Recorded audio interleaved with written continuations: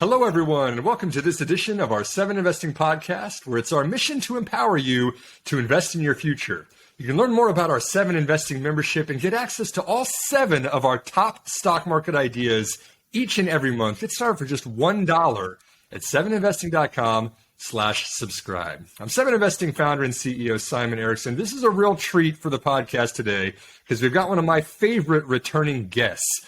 Andrew Chanin is the co-founder of Procure Asset Management. They have an ETF UFO that is a pure play on the space economy. Andrew, I always love chatting about space stuff with you. Welcome back to the 7 Investing Podcast. It's a pleasure to be here. Thanks for having me again.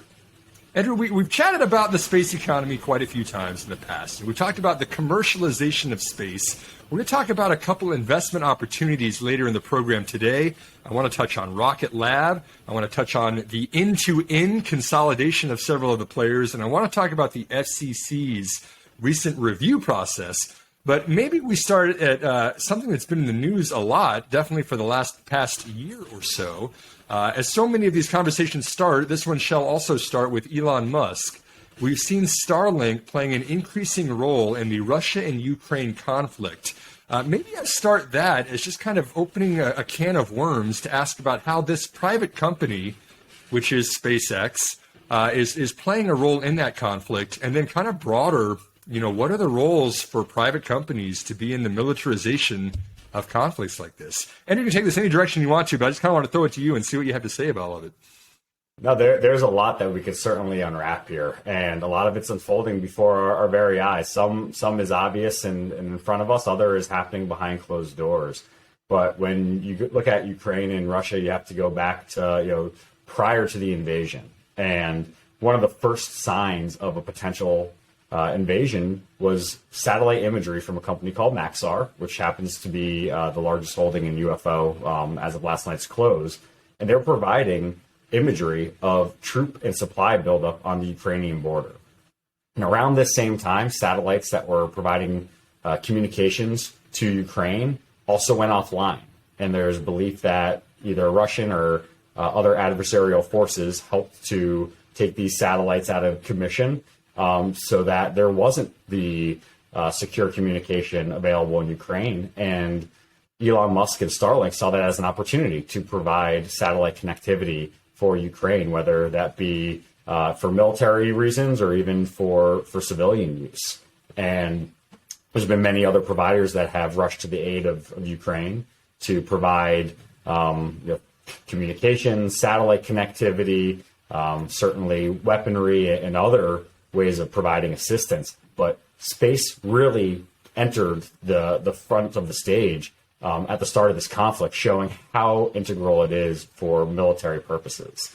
And there's been, many different companies, whether, advertising that they're providing assistance like secure sat phones that are being used by the leaders of Ukraine to communicate securely. But one of the major things was how we learned how important space is for the militaries. Certainly we knew governments relied on it and businesses and individuals like you and I. This interview today wouldn't be happening without satellite capabilities and connectivity, but how important space is viewed. And space is now being seen as the military high ground for all modern warfare.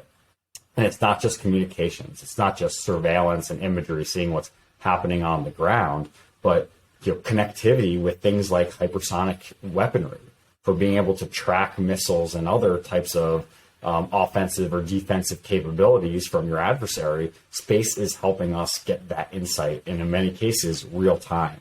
And so this has become something that is, being viewed by militaries worldwide as, if you want to, have a significant military presence, or even the ability to just defend yourselves or continue operations without being interrupted.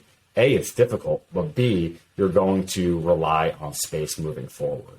So this is something that's being viewed at the highest levels of the military and governments around the world, and something that is not just becoming it would be nice to have, but a must spend.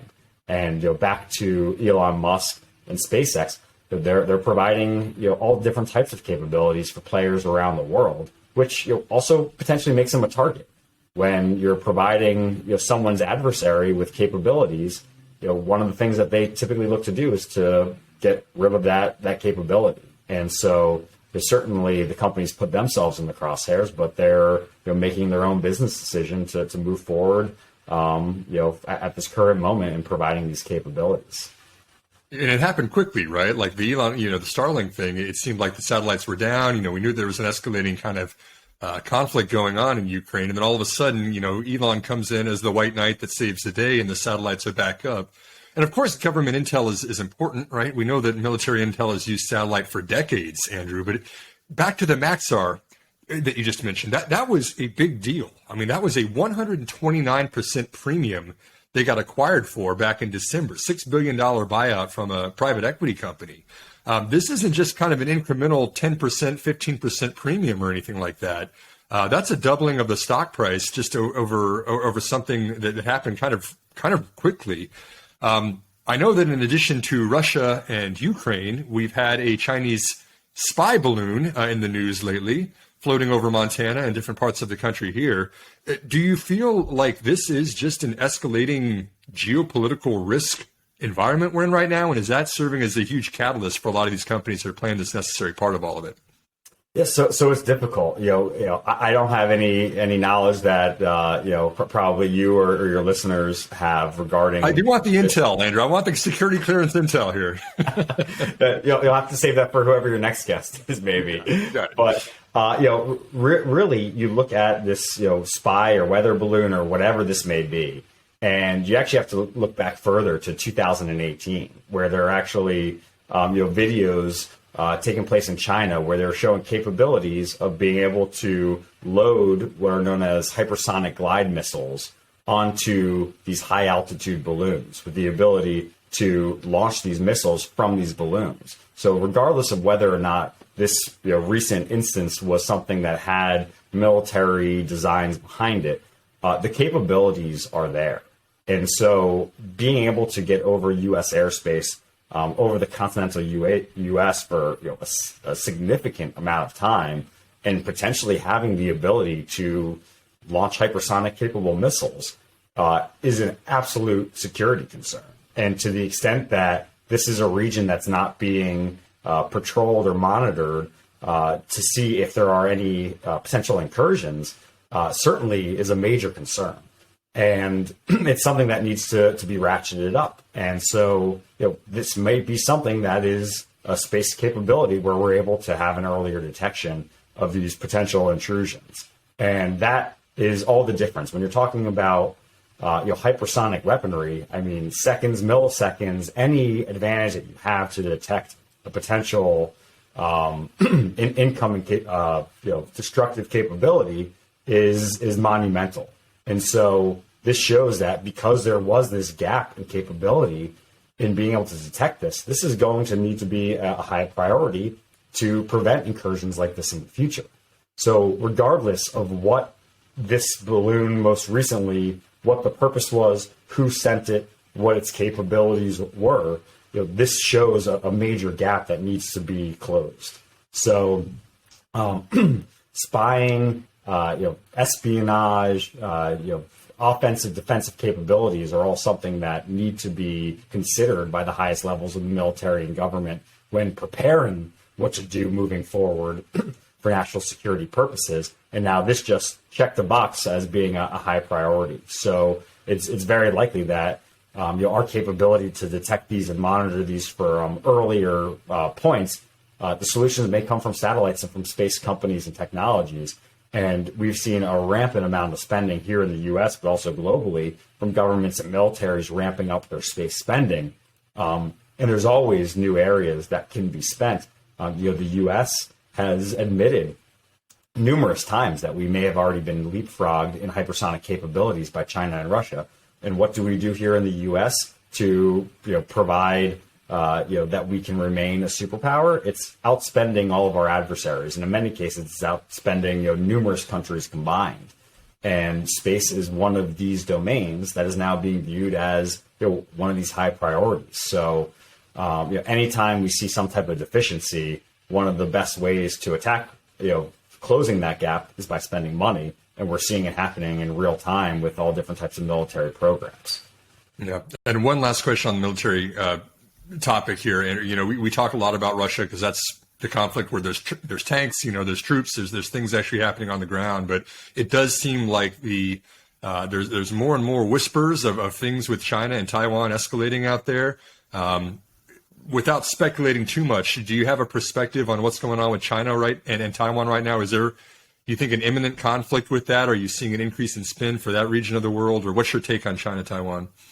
So, again, I don't have any inside knowledge here to what's really happening behind closed doors, but just look at how the U.S. has been posturing in over the last year and then some, realizing that Taiwan is a country that we're heavily reliant on for many of our technological capabilities, whether it's semiconductors and chips or otherwise.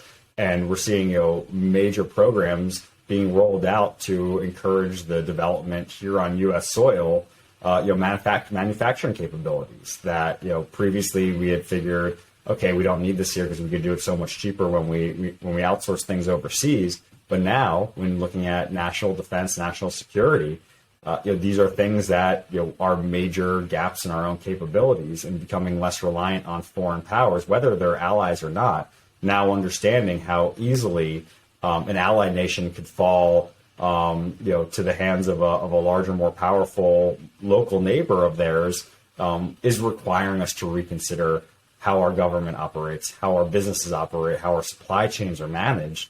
And this creates more opportunity back home in the U.S. as well. So, there's interesting technologies that are being developed today, that could maybe improve on our ability to make high important technological capabilities on U.S. soil. And that's encouraging because not only is that making us less reliant on foreign powers, but it's also bringing jobs to America, and ones that are, in some cases, very high paying because there's incredible amount of expertise that's required for some types of these technological innovations that we're building here in the U.S. And so, at the same time, we're always concerned for our allies, but we're also limited in our capabilities and capacity for what we're able to do. And being that Taiwan is so close to China, it is something that is difficult for the U.S. to step in a moment's notice. Especially when there are many battles being waged around the world as we speak. Some small, some large, some unknown to most. And so, hopefully, this can also be an opportunity for the U.S. as well as a way for it to better protect itself from negative actors that would like to see the U.S. have a lesser role in the global perspective. Yeah, the geopolitical tensions will always be there, and nobody wants to be at a disadvantage. So you certainly have to keep pace with everyone else in terms of satellite technology and the defense budget out there. Great points on that one. Let me segue to a lighter note. Let's stop talking about wars and military, Andrew. Let's talk about commercial opportunities for satellites. One thing that we just saw was the FCC approved 7,500 of SpaceX's next-gen satellites. They have been given approval for the spectrum that they wanted to operate in for broadband internet that they were going to supply the world with high-speed internet. This was a commercial purpose. There's obviously a lot of remote locations that really it's just hard to get high-speed internet that you take for granted if you live in a city or you work from an enterprise, an office building or anything like that. A lot of places in the world don't get that luxury.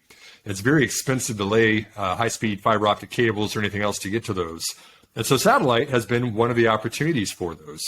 And the reason I bring this up is because SpaceX has already got 500,000 global subscribers for their high-speed internet, right? You buy a terminal, you kind of pay $100 a month for the service.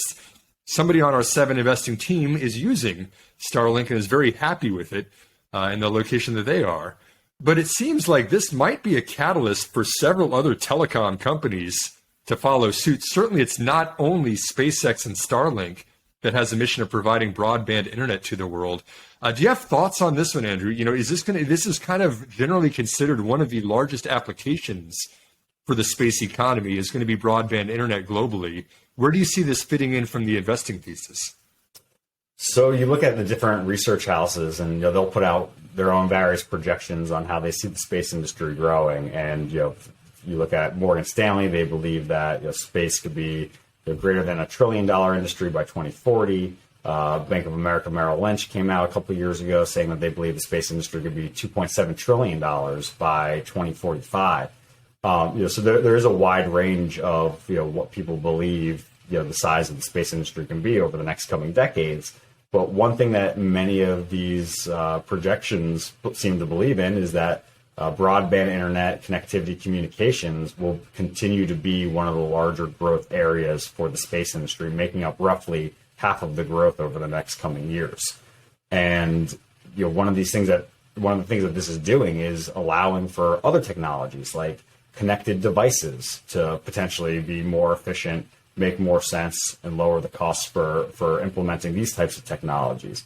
You look at a lot of the different areas of investment that people are looking at kind of in the thematic realm, and it's things like 5G connectivity, it is Internet of Things, it's big data, it's cloud computing. And one of the common threads here is sending data from point A to point B.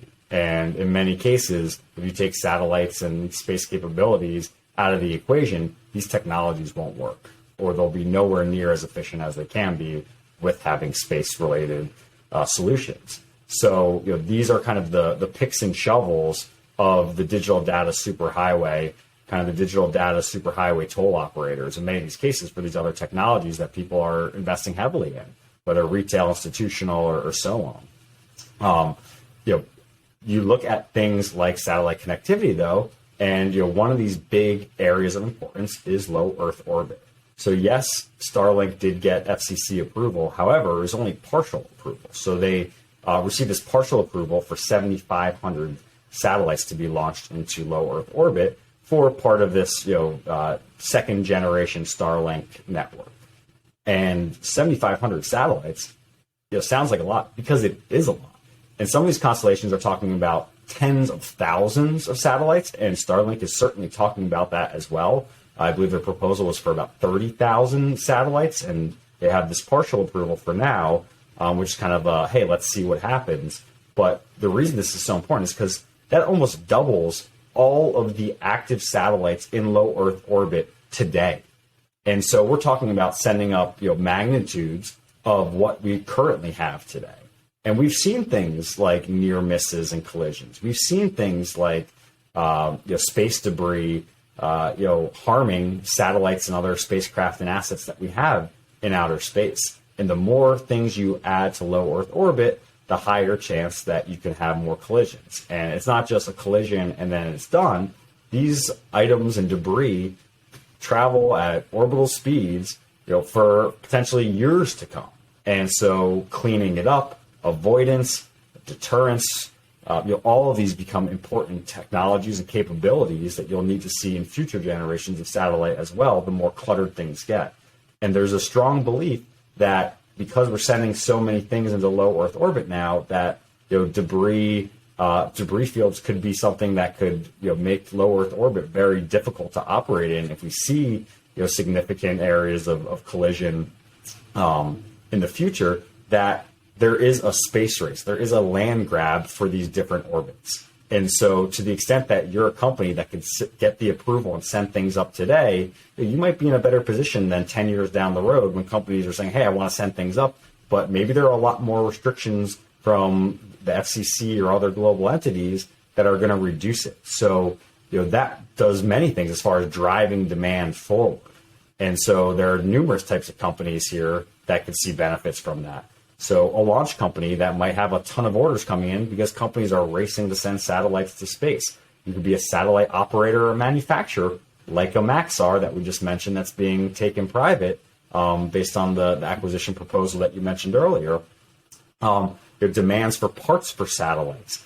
Chips and sensors and things like that are key components for satellites. So there are numerous types of sub-industries within the space industry that could see an increase in demand if we see a huge demand push forward to have satellites sent into low Earth orbit before restrictions are raised. So this is a really interesting part of the space economy that isn't necessarily getting a ton of attention, but there is an urgency today, and that's why you're seeing companies like SpaceX with Starlink, Amazon with Project Kuiper, and others putting forth proposals to send tens of thousands of satellites up into space for their constellations. So it's almost if you don't do it now, you might lose that opportunity as well. When you look at these approvals, in many cases, you have a certain time frame to which you must send these satellites up. And if you don't send them up by that certain time, you might lose some of your future approvals that you have as well to send those satellites. So there is a mad dash to send satellites to space, and there are potentially several sub-industry categories that could see a benefit from that. I'm so glad you brought up some of that as context, Andrew, because it seems like this is underappreciated, what an inflection point we are going through right now. Like when you throw out a number like $1 trillion by 2040 or $2.7 trillion by 2045, that's a massive market, right? There was $600 billion of chips sold globally last year. This is now another chip, and this is something that is completely perhaps underappreciated out there right now until you realize. Yeah, go ahead. Yeah. I wouldn't even just say underappreciated, but I would say completely misunderstood. And I think that's why you see bids from private equity firms to take a company like Maxar private, at 130% of their previous night's close. It's because there's opportunity that these companies are saying, hey, I don't think people realize what these companies really are, the importance that they provide today, and what they might be able to do in the future. And they're saying, hey, I'd happily pay over 100%, what the current market is pricing these companies at, because they do see this long-term opportunity or even short-term immediate opportunities, whether that's combining a company with what they already have in-house, or they just see it as a standalone strong business. It's tough to see what they'll end up doing with Maxar in the future, but they clearly saw some opportunity. And the reality is, from my own conversations, most investors don't understand space. They don't understand its importance today. They hear space and they think, oh, space exploration, finding another planet and moving Earth to planet B. That's not what's driving the space economy today. There are real revenues being generated. In many cases, it's different technologies or applications that are benefiting our life here on Earth. And there are many stable companies in the space industry that aren't saying, hey, we need to make our money when we start mining that asteroid that's worth $1 trillion. It's, hey, we can benefit life here on Earth based on these capabilities that we're providing. And they're creating real businesses out of it. So space is something that I think to so many people, it's so vast. There's so many areas that it can encompass that, the vision is focused on maybe what they're hearing the most, which, maybe space tourism, because all the billionaires are doing space tourism or offering those opportunities. That tends to draw the headlines, but there's a real need for many different space capabilities today, for having communications like this, for military purposes, for government. That is why the Space Force was created, because space is its own critically important domain. And each branch of the military here in the U.S. is also reliant on space, even though there is a Space Force. So, there are real opportunities today. Governments are having to spend today to see those benefits in the future. And, this is a real time for the space industry. And it's this misallocation due to, I believe, likely misunderstanding that's allowing for these opportunities to persist. And, we look forward to the time in the future when people have a better understanding and a realization of what these companies have to offer and where we could potentially be in the future.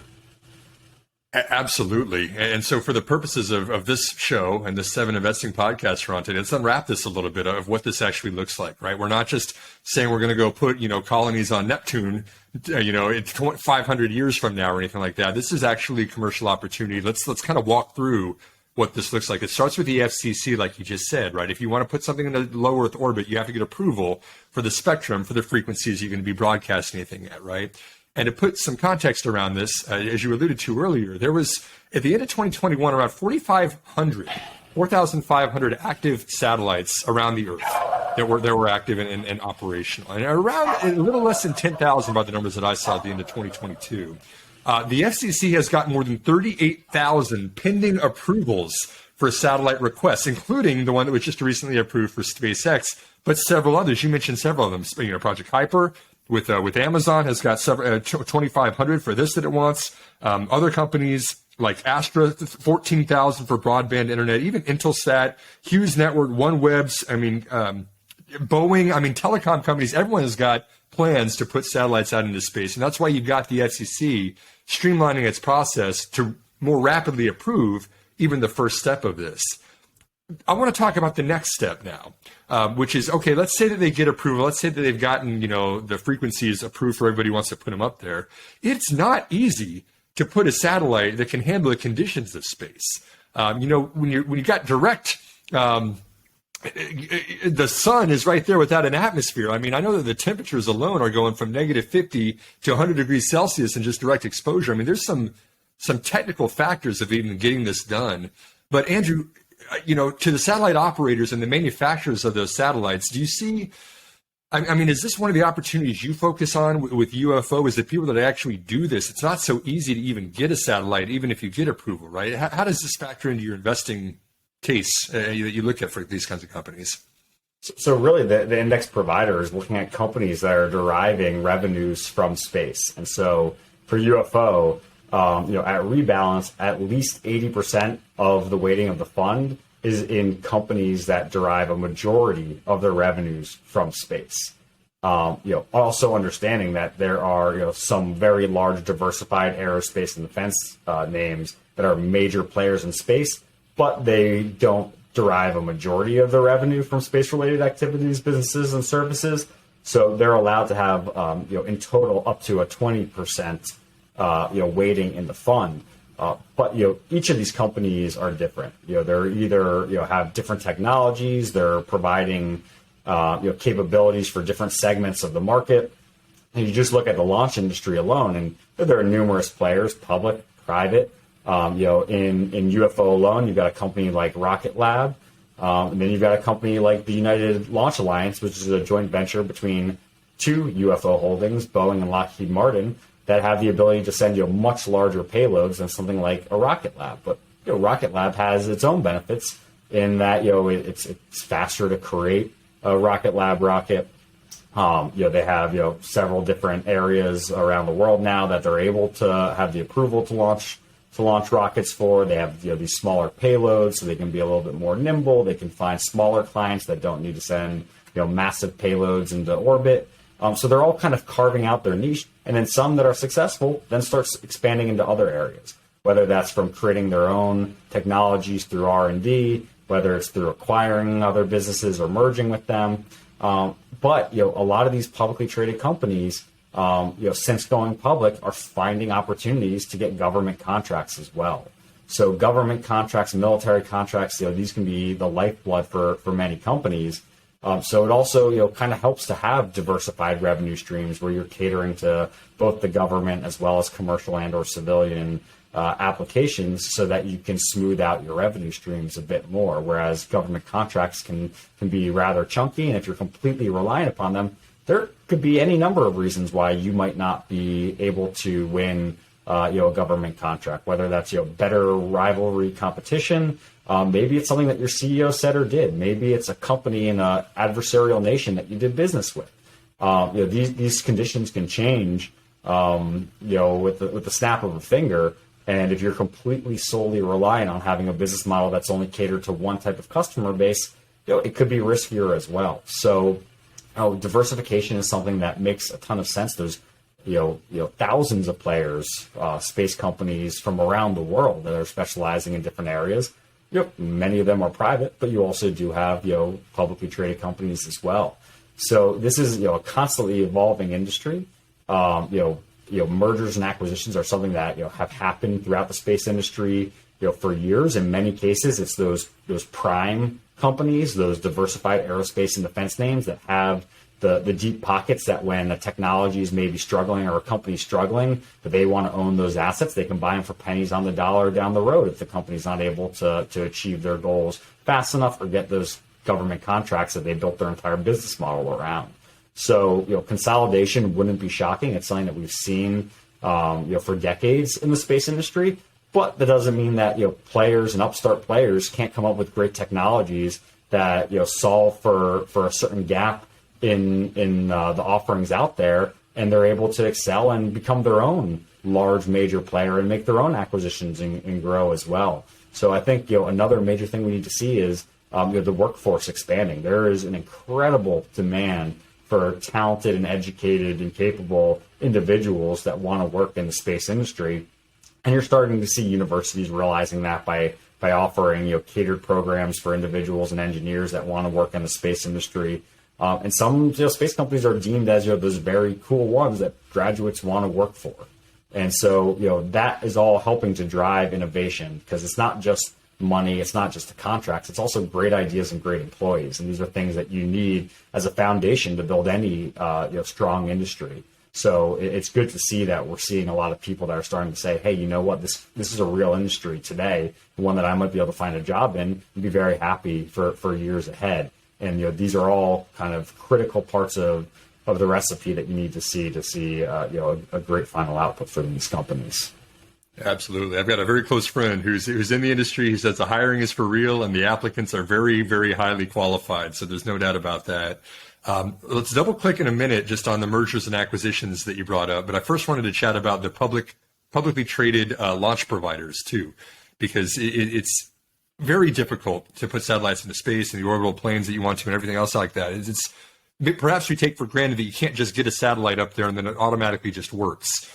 We've seen several failed launch attempts recently, right? Whether it's Virgin Orbit with the issues that they had, Astrolabs are the ones that they had. But then we also saw, on the positive note, you mentioned Rocket Lab. Rocket Lab just opened a new spaceport off the coast of Virginia, and they just had their first successful launch for Hawkeye 360, who's doing RF data collection for the government, which is, of course, conveniently right there in Virginia as well. But it seems like, in addition to thinking through FCC approval for spectrum, thinking through creating the satellites and what you actually want them to do, you also have to have a reliable launch partner, whether that's Jeff Bezos' Blue Origin, whether that's Rocket Lab with a much smaller Electron rocket, like you said, whether that's hitching a ride and ride sharing with the SpaceX Falcon rocket. But it's not like this is all just a commoditized industry of launch. I mean, Andrew, it's fair to say these are different approaches on how even getting these into orbit in the first place, right? So let's look at Project Kuiper, which we both now mentioned today. They want to send tens of thousands of satellites into low Earth orbit for their constellation. And from the casual observer, they'd say, "Oh, Blue Origin, that's owned by Jeff Bezos." Well, Amazon, of course, is going to just use Blue Origin to do that, because that's going to make their founder that much more profitable in his next business venture.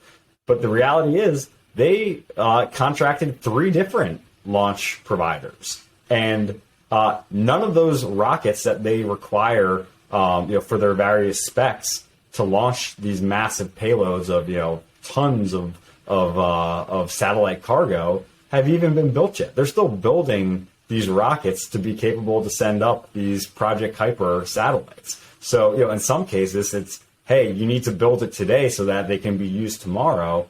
But just seeing how it took more than one company to basically fulfill this demand for this first wave of launches is telling. And we're always striving for better, faster, stronger, cheaper solutions for the space industry. And this is also not just a way of being able to get all of these satellites launched in time. But diversification is important. There's been times when the government has contracted a company, not even just for space, but for other purposes, where they contract them to create some type of product or service that they're going to need, and the company goes bankrupt before they're able to actually deliver.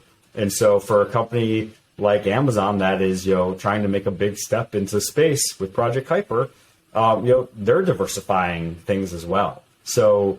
It's a strategy not just for investing; it's for running your business, whether that be supply chain, whether that be your customer base. Your diversification can be an important factor, and so it's almost like the butterfly effect, where one company's flapping its wings and it's driving many other companies. So just because SpaceX is a major space company, doesn't mean that what they're doing isn't benefiting other space companies as well.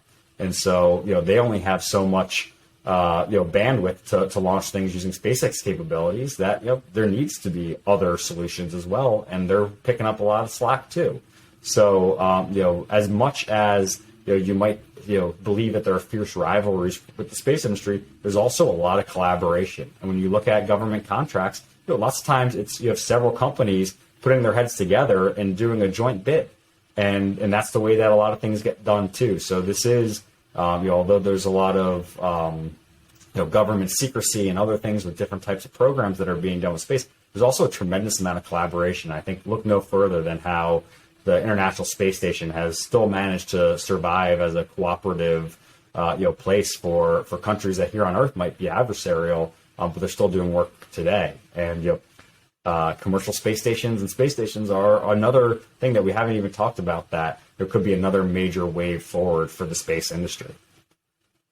It feels kind of like the semiconductor industry in a lot of ways to me. You look at what Intel did and then what Taiwan Semi did. It's just like they always invested so far ahead of the cost curve and the computing need for the current year. They were always investing for the future demand. And then you see, like you mentioned, Rocket Lab, who's doing 3 launches a quarter right now with this Electron rockets, going out there and saying, hey, we have opened a 3rd spaceport globally now. We're equipped and ready to do 120 a year, which is 40 a quarter. I mean, that's an order of magnitude jump from 3 a quarter that you're doing right now. They are not just investing in those capabilities for the fun of it. They see that the demand is going to be there. Another data point that suggests the point of inflection, like we've been chatting about for this entire conversation. Absolutely. And we're already forgetting about it because we're in 2023, but SpaceX basically launched a rocket every single week last year. When we talk about, importance of diversity in suppliers and whatnot, but there are other major obstacles like that we haven't mentioned, like weather. I mean, timing, could be important, but you have to be patient when you're trying to involve space into your business, because just because you have a deadline or a target doesn't mean that every other factor is going to abide by that. And in many cases, you can see a launch delayed days, weeks, even months if the conditions aren't right. So a lot of things need to go right for companies to be successful. But that's another reason that they try to diversify themselves in numerous ways, whether it's having launch pads in different regions of the planet, different government jurisdictions and rules and regulations. There's many ways that these companies need to be nimble so that they can be competitive. And then finally, back to the M&A point that you brought up earlier, Andrew, with the exception of SpaceX, which is already a private company, but valued at more than $100 billion in the private markets right now. And with the exception of massive defense contractors like Lockheed out there, the majority of the companies that are publicly traded that are space themed that you're looking at for the ETF or UFO, I would say most of them are sub $10 billion market cap. They're still very small cap companies. There just hasn't been a ton of revenue, at least in years past, to support them being higher than that. Do you think we're going to see, and then back to the point we just saw about Maxar, 129% premium. I think it was a $6 billion cash offer, at least that has not closed yet, but is on the table. Are we going to see more consolidation of some of the smaller companies in this space? Yes, so we've seen with Aerojet Rocketdyne, how this is slowly moving forward as well. Another major hurdle for some of these companies to be acquired or merge can be competition. And so not only does another company think that you're worth the money, but the government has to sign off on it, because a lot of these companies are doing things that are very sensitive. For governments, for Department of Defense or other foreign equivalent agencies, that just because someone wants to pay you a lot of money doesn't necessarily mean that the deal is going to go through. So mergers and acquisitions have been something that have been, again, in the space industry for decades, and to think that would disappear seems unlikely. There's also a lot of competition. Sometimes a company might just have one really interesting aspect that might be worth it. So they might be willing to spin off and focus their efforts on something else. Things could become obsolete really quickly as well. So you might make a technology that, in all future rockets going forward might not be required. So how do you continue to grow as a business? Do you sell yourself to the one or two companies that might maybe, be interested in your product? Or do you invest to find paths forward so you can still remain a relevant player? But there's all different types of methods. We've seen kind of the SPAC craze from several years ago bring a lot of companies public. Not all of these companies were necessarily ready to be publicly traded companies, but just saw the cash and decided to cash in on that opportunity and time.